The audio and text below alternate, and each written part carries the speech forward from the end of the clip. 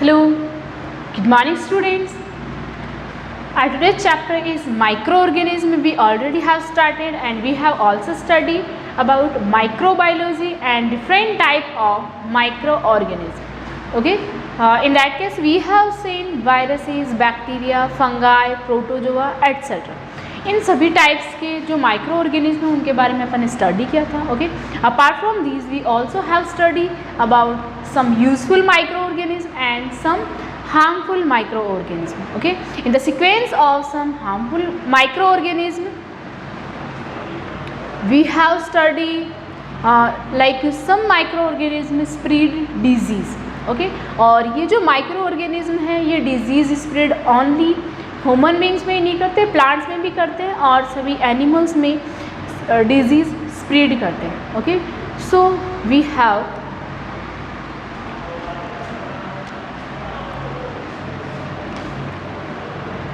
Carriers also. Okay, so इसमें अपन ने देखा था कैरियर्स क्या करते हैं. ठीक है, कैरियर्स वो होते हैं जो क्या करते हैं, पैथोजन को कैरी करते हैं.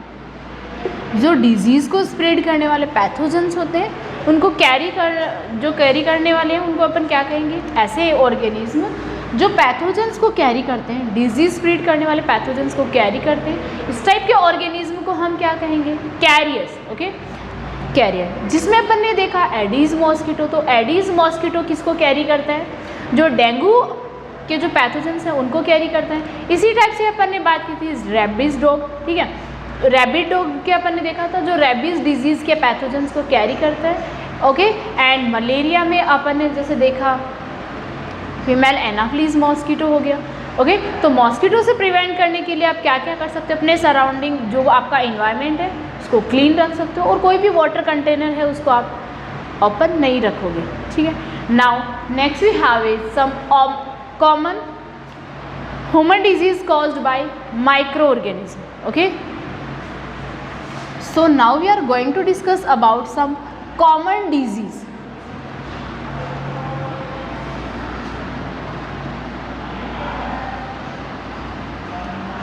Common human disease. Okay,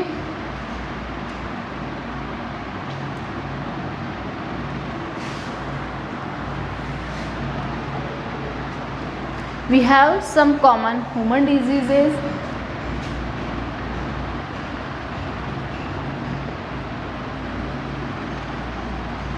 Human disease caused by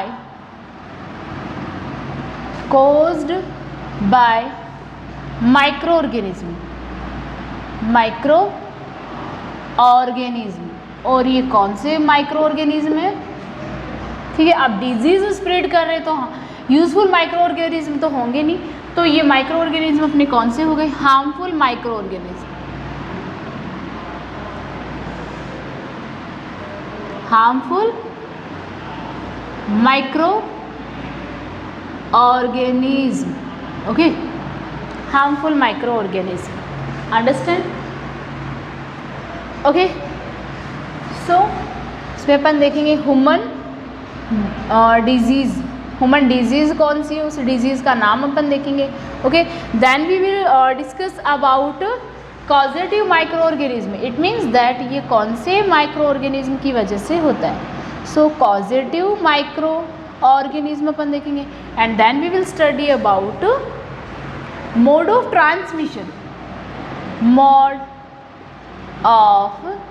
transmission. Okay, and then protective measure या फिर preventive measures. Okay, preventive measures. Okay, so first we have our first disease that we have is TB. It means that tuberculosis.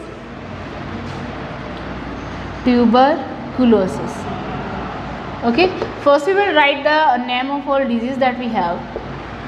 Okay, first we have tuberculosis, next we have measles.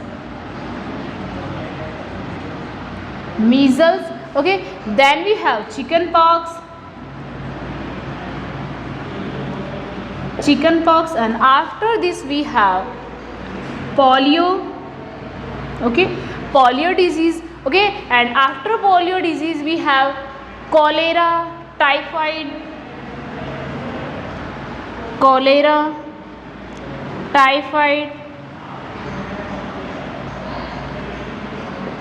hepatitis A,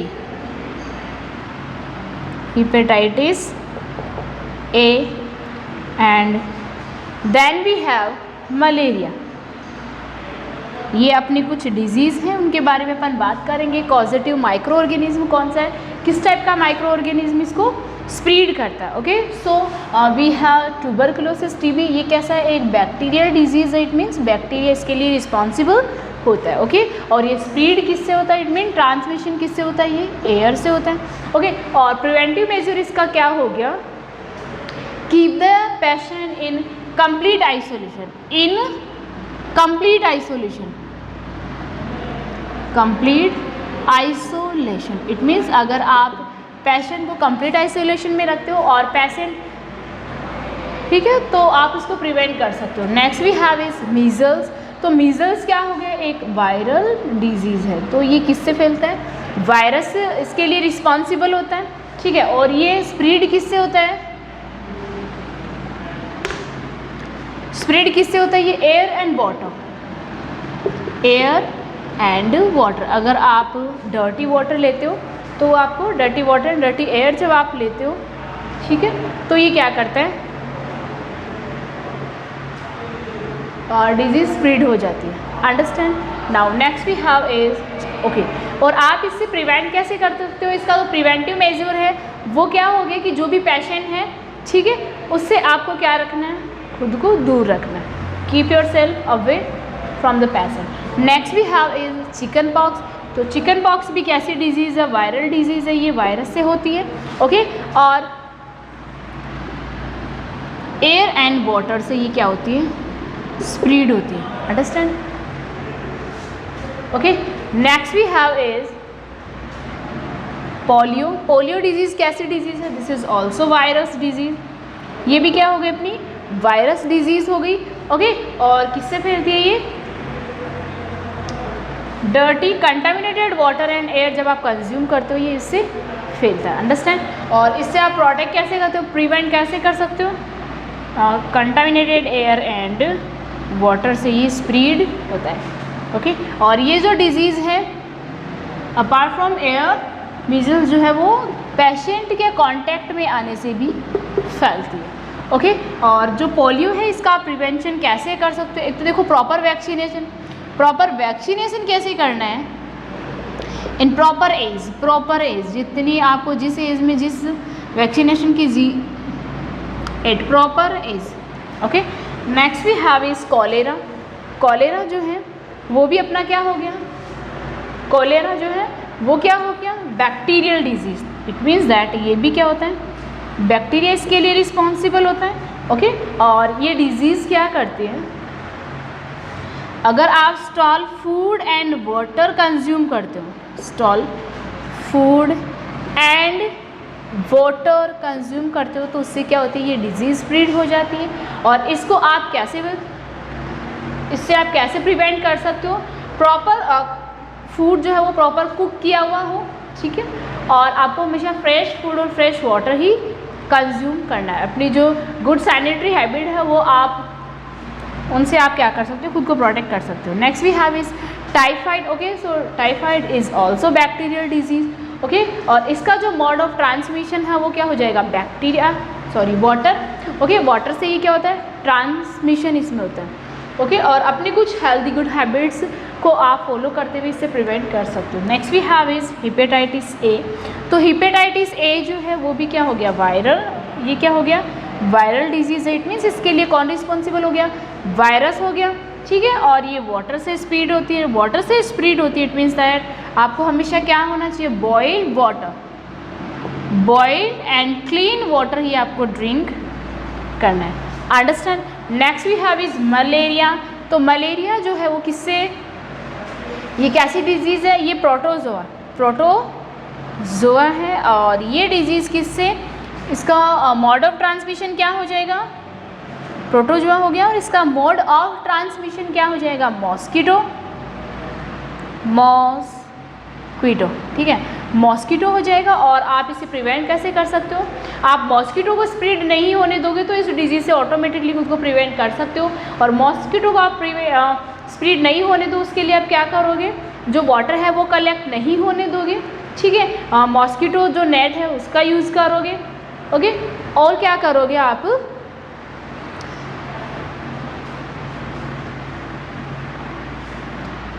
जो water container आपके जो भी हैं उन water container को आप क्या करोगे, कवर करके रखोगे, okay.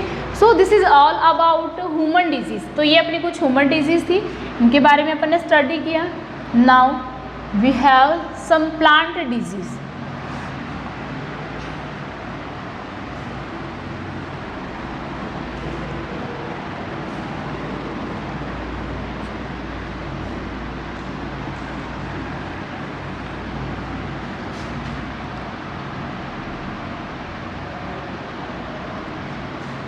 Now we have common plant diseases caused by microorganisms. Okay, so अभी अपन बात करेंगे कुछ प्लांट डिजीज़ की। जो ह्यूमन डिजीज़ है उनके बारे में अपन स्टडी कर चुके हैं। Now we have plant disease, तो ये हो जाएगा डिजीज़ का name, plant disease, okay. And then we have causative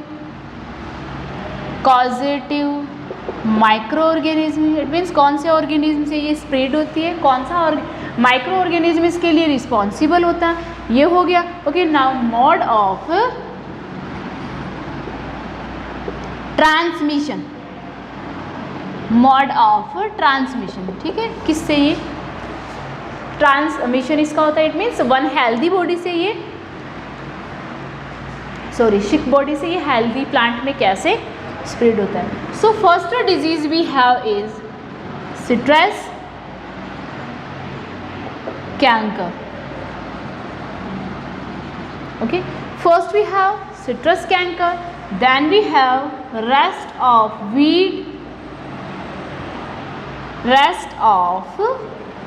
wheat, okay. And third we have is yellow vein mosaic of bhindi, yellow vein mosaic of bhindi, okay. these three disease that plants have, commonly ये three disease जो plants में होती है। सो citrus canker जो है वो क्या है, एक बैक्टीरियल डिजीज़ है, इट मीन्स बैक्टीरिया के लिए क्या होता है, रिस्पॉन्सिबल होता है। एंड रेस्ट ऑफ वीट जो है वो एक फंगाई डिजीज़ है, ठीक है, फंगाइस के लिए रिस्पॉन्सिबल होता है। और येलोइन मोज़ेक जो है वो क्या हो गया, एक वायरल डिजीज़ हो गई, इट मीन्स वायरस इसके लिए क्या होता है, रिस्पॉन्सिबल होता है। एंड अगर अपन बात करें मोड ऑफ ट्रांसमिशन, ये कैसे फैलता है, तो ये डायरेक्ट एयर से भी फैल सकता है, ओके। और क्या होता है, एयर शीट से भी फैल सकता है, एयर शीट्स। एंड देन ये क्या हो गया अपनी येलोइन मोज़ेक ऑफ, तो ये अपनी जो डिजीज़ है वो किससे फैलती है, इंसेक्ट से, ओके। तो ये अपनी क्या हो गई, कुछ common disease that plants have normally, okay. Now next we have is, ये अपनी हो गई कुछ प्लांट डिजीज़। बाकी इन डिजीज़ के बारे में आप नॉर्मली जब पढ़ोगे तो आपको अच्छे से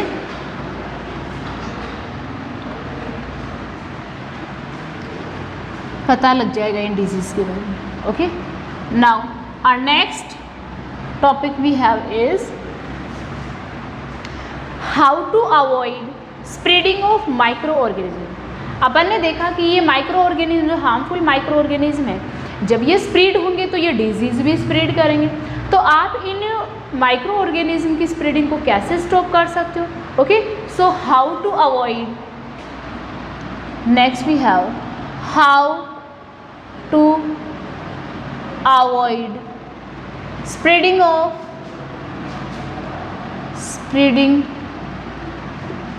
of micro organism.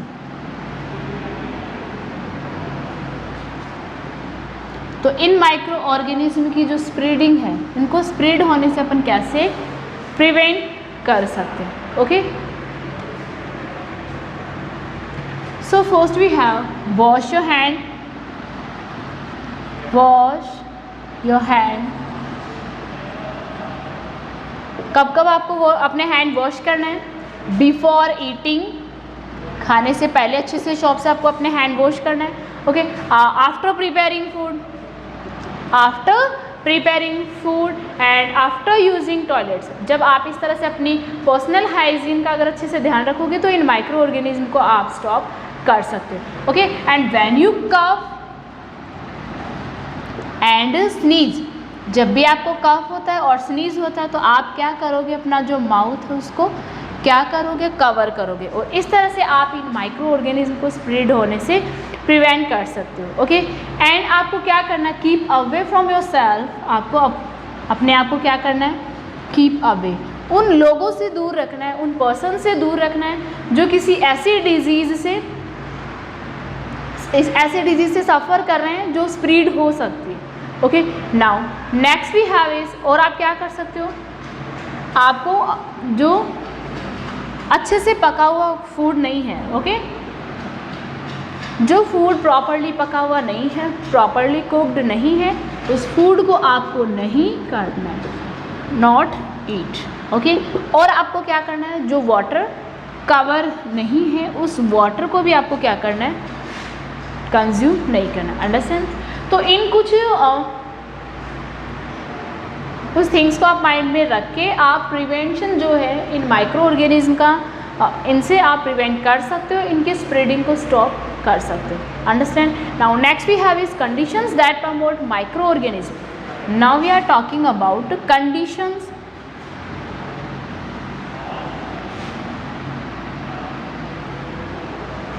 Okay, so next we have is conditions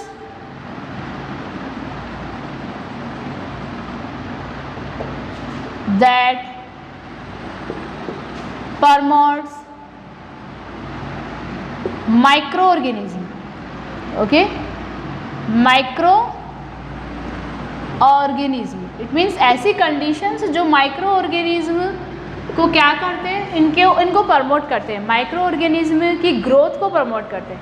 micro organism growth, okay, इनकी ग्रोथ को क्या करते हैं? प्रमोट करते हैं। तो उन चीज़ों को भी अपने को पता होना बहुत ज़्यादा ज़रूरी है कि माइक्रो ऑर्गेनिज्म की जो ग्रोथ है वो किस किस वजह से होती है।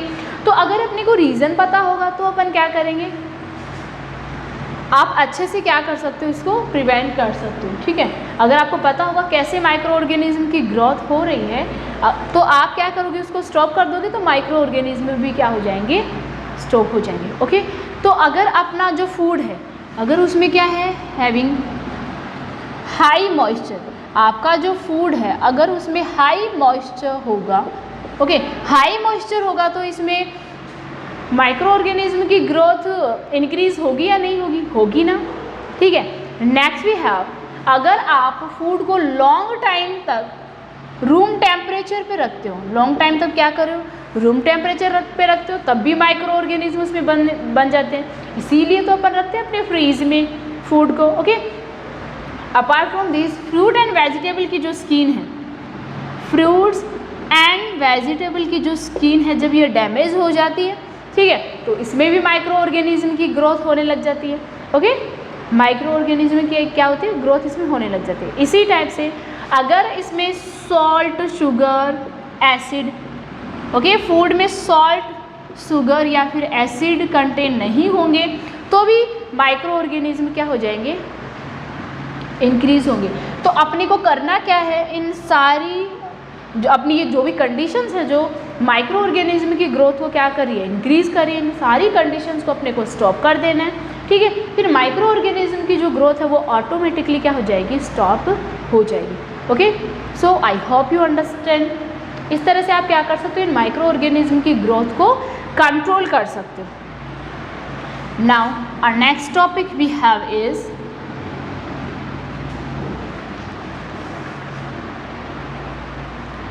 method of preserving food at home. Okay, now we have methods of preserving food at home. Methods of preserving food at home, it means that आप अपने हाउसेज पे, जैसे अपने कुछ कंडीशंस भी देखा जो क्या करते हैं, माइक्रो ऑर्गेनिज्म की ग्रोथ को क्या करें, प्रमोट कर रहे हैं, और कुछ अपने देखा माइक्रो ऑर्गेनिज्म कैसे स्प्रीड होते हैं। ठीक है, तो अब आपने ये सारी चीज़ें देखी तो आप ये समझ सकते हो कि आपके हाउस जो है, आपके हाउस पे क्या करेंगे, आपका जो फूड है वो भी स्टोर हो सकता है, वो जल्दी से ख़राब हो सकता है। माइक्रो ऑर्गेनिज्म की वजह से वो फूड ऐसा हो सकता है जिसको आप खा नहीं सको, या फिर आप खाओ तो उसको बीमार हो जाओ। ठीक है, तो इस फूड को प्रिवेंट करने के लिए आप हाउसेज पे कौन कौन से मेथड्स जो है वो फॉलो कर सकते हो। Okay, so we have 4 method for this. First we have dehydration, next we have freezing, और ये जो फ्रीजिंग है इसको आप बोल सकते हो लॉवरिंग टेम्परेचर, इसको आप लॉवरिंग टेम्परेचर भी बोल सकते हो, lowering temperature, understand. And then next we have is increasing temperature,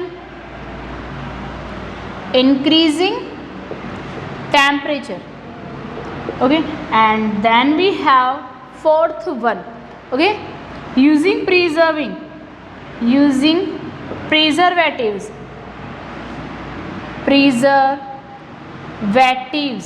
okay।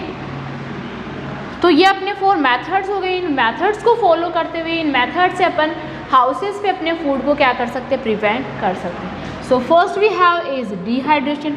Dehydration का मीन क्या हो गया, ड्राई इन सनलाइट, आप क्या कर सकते हो, सनलाइट में ड्राई कर सकते हो आपका जो भी फूड है। ठीक है, तो ड्राई इन सनलाइट में कौन कौन से ऐसे फूड हैं, जब आप इसको सनलाइट में ड्राई करोगे तो जो भी वाटर की अमाउंट है वो क्या हो जाएगी, रिमूव हो जाएगी। इट मीन्स डिहाइड्रेशन इसमें हो गया। तो ड्राई हुआ तो वाटर की अमाउंट रिमूव हो गई, वाटर ही नहीं होगा, मॉइस्चर इन माइक्रो ऑर्गेनिज्म को नहीं मिलेगा, तो ये ग्रो भी नहीं कर पाएंगे। ओके, और ऐसे अपने कौन कौन से फूड आइटम हैं जिसमें आप ये मेथड अप्लाई कर सकते हो। इस मेथड के थ्रू कौन कौन से फूड आइटम को आप क्या कर सकते हो, प्रिवेंट कर सकते हो। Okay, so you have ginger powder, okay, fenugreek, potato chips etcetera, okay. इन ये जो अपने फूड मटेरियल है इनको आप डिहाइड्रेशन के थ्रू क्या कर सकते हो, प्रिवेंट कर सकते हो, understand. The next we have is freezing and lowering temperature. या तो आप टेम्परेचर लो कर सकते हो या फिर फ्रीजिंग कर सकते हो, एक ही बात है। ठीक है, तो आप क्या करोगे, जैसे कि अपन ने देखा कि जो अपने फूड आइटम्स हैं, ओके, जब आप उनका टेम्परेचर लो कर देते हो, ठीक है, तो लो टेम्परेचर में क्या होगा, जो माइक्रो ऑर्गेनिज्म हैं वो उतनी स्पीड से ग्रो नहीं कर पाएंगे। ठीक है, उनका जो फेवरेबल कंडीशंस है वो वीक हो जाएंगी। ठीक है, ग्रो तो करेंगे लेकिन उतना जल्दी नहीं कर पाएंगे, इसीलिए अपने जो फूड है उनको अपन क्या करते हैं, फ्रीज में रखते हैं। तो फ्रूट्स एंड वेजिटेबल्स हो गए, तो वो जब आप फ्रूट एंड वेजिटेबल्स को फ्रीज में रखते हो तो वो इतना जल्दी ख़राब नहीं होती, 2-3 डेज तक आराम से आप उनको क्या कर सकते हो, यूज़ कर सकते हो। ठीक है, या फिर क्या हो गया, अपनी कुक्ड दाल, अगर आपकी कुक्ड दाल है, अगर आप उसको फ्रीज में रख देते हो तो वो इतनी जल्दी ख़राब नहीं होती, लेकिन अगर आप रूम टेम्परेचर पर रख देते हो तो ये दाल क्या होती है, बहुत जल्दी ख़राब हो जाती है, 1 डेज में ये ख़राब हो जाती है। Next we have is increasing temperature. अब टेम्परेचर इंक्रीज क्या करके आप कैसे फूड को प्रिवेंट कर सकते हो। ओके, सो इसके लिए अपने पास में क्या है, 2 मेथड है। First we have is pasteurization and then we have sterilization. Okay, first method we have pasteurization and then we have sterilization,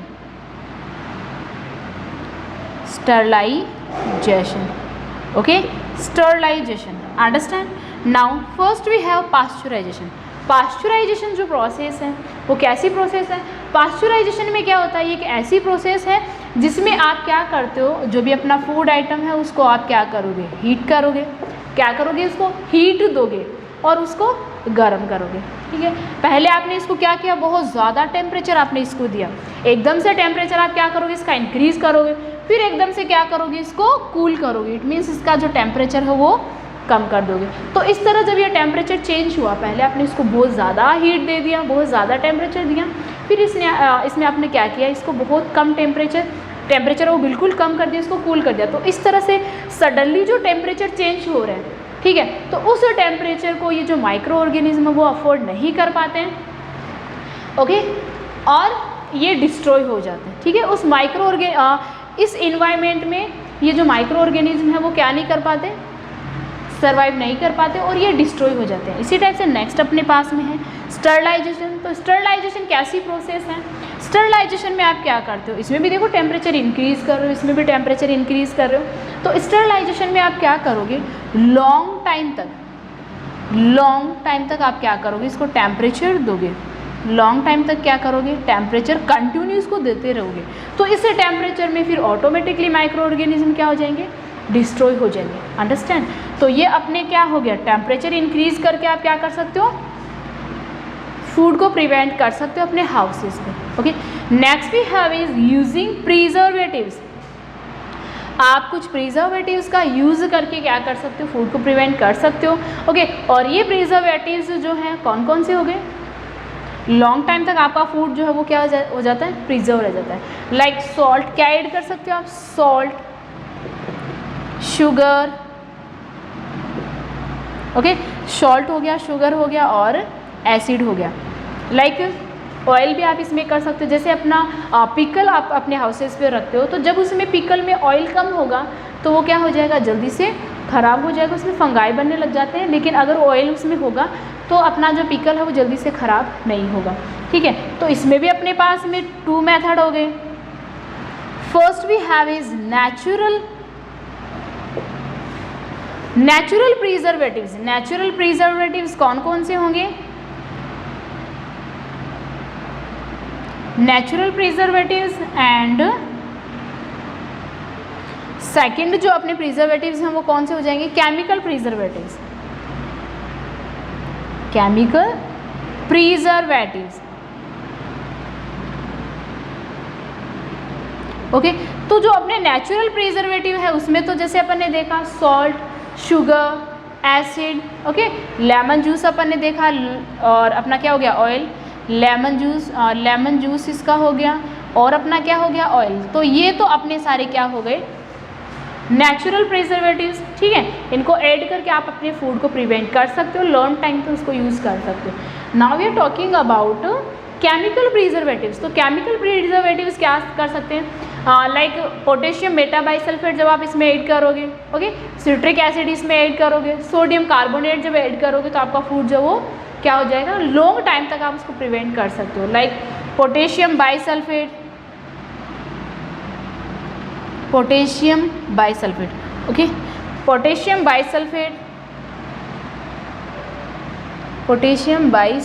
हो गया, लेमन सिट्रिक एसिड हो गया जो कि इसमें लेमन में प्रेजेंट होता है, और पोटेशियम बेंजोएट हो गया। तो ये ऐड करके आप क्या कर सकते हो, इसमें फूड को प्रिजर्व कर सकते हो। So I hope you guys you understand about these all type of topics, okay. So enough for today. Our further chapter we will discuss in our next class. So thank you.